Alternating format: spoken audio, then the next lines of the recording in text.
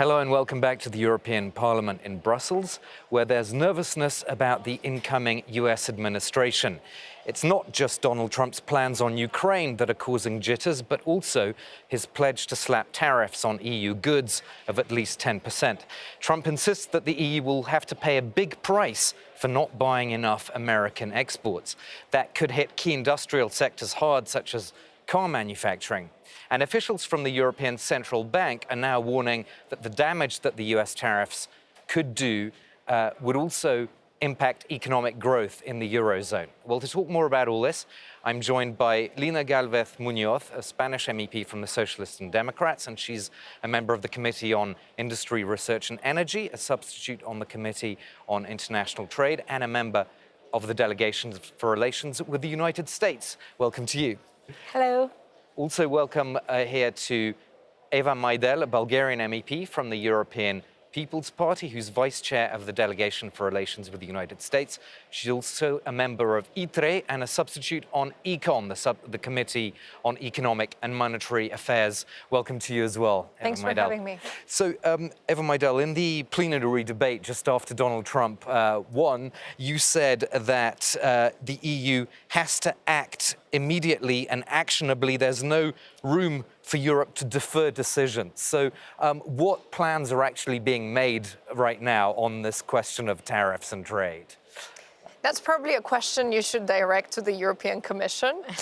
But, however, as a parliamentarian, I sit in the Industry and Innovation Committee, as you've pointed out, and also the one on energy.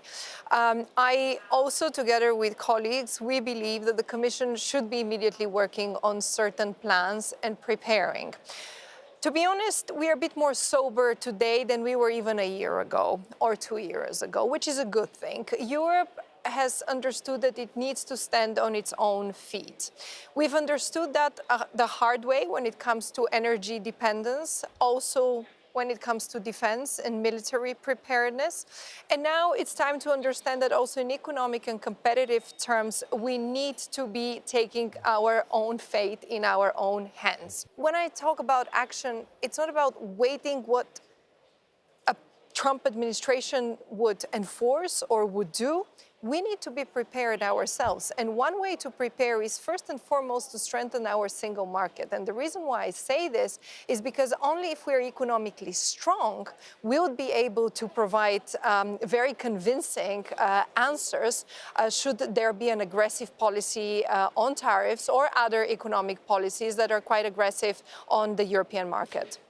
Lina Galvez, so when Trump says at least 10% tariffs, do you think it's just a starting position for negotiation rather than a blanket thing that he's definitely going to do? Well, I think so. He said so many things back in 2016 that he did, some of them, others he didn't.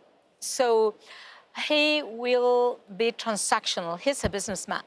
That's something we never should forget about him. So I think he will be very transactional, and one level will be narrative and another level will be exactly what he will be doing. So I think it will be more tailored, not just 10% for everything, and it will depend how you can give to me, what I can get or not. Everything will be more transactional. And I think in our case, we supposed to know that already. I agree with Eva that our response should be to have more Europe, to be more united. Probably it's not the best moment for that in this parliament, since we have more anti-European members now that we have sort of 8 years ago. But the time and the moment it is now, and we have already Trump started to put some tariffs in some of our products, and probably he will continue. But Biden has also been very tough on trade and protectionism. Just don't forget the Inflation Reduction Act. That was not great for us. When you look at the decision on that the EU took on Chinese electric car tariffs, it was a very divided EU. I mean, if it's that difficult to get the EU on board for Chinese tariff, it's going to be very hard to find that kind of unity on Trump, don't you think? When it comes to China, I think the first challenge is indeed to have all of the EU member states on board. But again, I think we've sobered up. It took us a long time to be able to impose those tariffs and also to be able to have a different stance on China.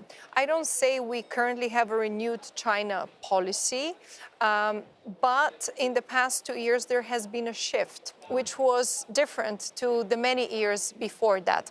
I think we would need to look on to China in a very sober way as well, irrespective what the US is doing. They're our first and most important partner, so we should also be coordinating and talking to them on that topic.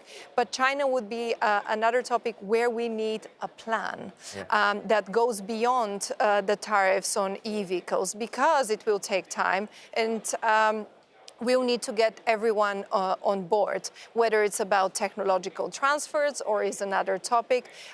We'll need to get tougher.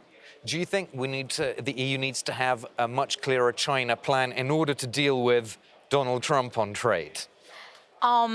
Yes, of course, and we need to have our own plan. I know now we have the Draghi report, we have the Letter report, and there's a good, a good route, let's say, a good way to follow. But in order to do all that, we need to be united, and we need to know what we want, and we need to make it possible, because all that is a very good goals, but we need, Draghi was saying that, 4 times the Marshall Plan financing. So it's a lot of money that we need for that. And for that, again, we need unity, and we need to build up more Europe. And yes, of course, we need to not to work in a short term, but also in a medium term, in a long term, and to work also with different scenarios, because the world is changing very fast, and multilateralism, that it is basic for our international trade and for our survival, it is now not very strong, because first the US does not want to maintain this multilateralism. They don't believe in WTO anymore. Lina said something very important. She said, what do we want? And this is the sort of discussion that I've been trying to ignite here in Europe for quite a while. Because very often we do legislation, particularly in the technology sector, but I don't think we ask the bigger question: where do we want to get and what do we want as an outcome? Because if we talk about tech sovereignty, it is very difficult to have tech sovereignty if you do not own a certain amount of production of the most high-end semiconductors, for example.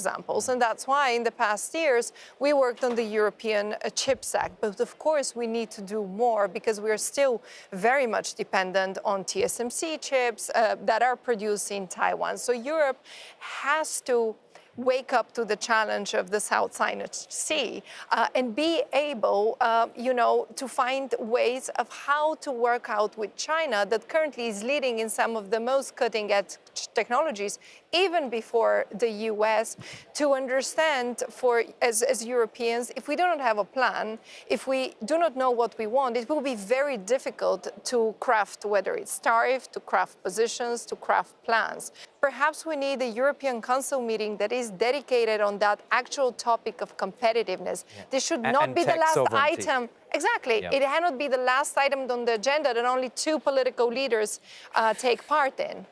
Well, and also the global change, because it's tech sovereignty, obviously, but everything we need, and also where are our vulnerabilities? Yeah. Because we have a lot of vulnerabilities as well, because we grow up in a different world. Very different than what is now, open, with these multilateral rules, very clear rules, and we were buying our energy, we were buying our technology, we were producing elsewhere, even our defense was outsourced. So the world is very different now, so we really need to change and do it fast. Lina Gavles, just a question about another trade issue, which is very big in France at the moment. That's Mercosur, the EU-Latin America free trade agreement. We've seen this farmers' movement being reignited, actually, in France, in opposition to what farmers fear is going to be unfair competition on beef products and so on. How major could this become as a kind of protest movement, do you think, not just in France, but perhaps other countries as well? Well, it depends on how also we make the deal finally. If we do the deal, how we make the deal, how we make in order to be safe also for our producers in different aspects, especially in agriculture. And but also I think it will be a very good agreement because we are dependent on many things. And in Latin America, there are many raw materials that we need for our tech sovereignty and for our open strategic autonomy and for our economic security. In G20, there were not much movement because obviously we don't have yet a trade commissioner going on, but we have seen some movement on the other side. In the Latin American side, obviously Brazil is now clearly in, but also Uruguay and even Argentina, that was saying no, sort of a few months ago, now is, with a more positive feeling towards Mercosur. So probably I'm positive that things could move in, but still it's slow. Quick final comment on Mercosur from you, Eva? Well, looking at it from the perspective of US-EU relations, I don't think that would anyway influence our relationship with the US necessarily. But I think it's an example of how Europe should be looking onto various other agreements, maybe with some Asian countries, or even with the UK. I mean, we still need a better deal, so to say, as well as Africa. And the reason why I mentioned this is because should we be hit by the US with tariffs, not only we need to strengthen our single market and look inside to remove hurdles and make sure that we can operate better, make it easier for businesses, try to attract further investments, but we should also see with who else we could be doing deals, so to say. We'll have to see what happens with that Mercosur deal, but thanks for this discussion to my two guests, Eva Maidel and Lina Galvez Munoz. Thank you so much for watching us here on Talking Europe.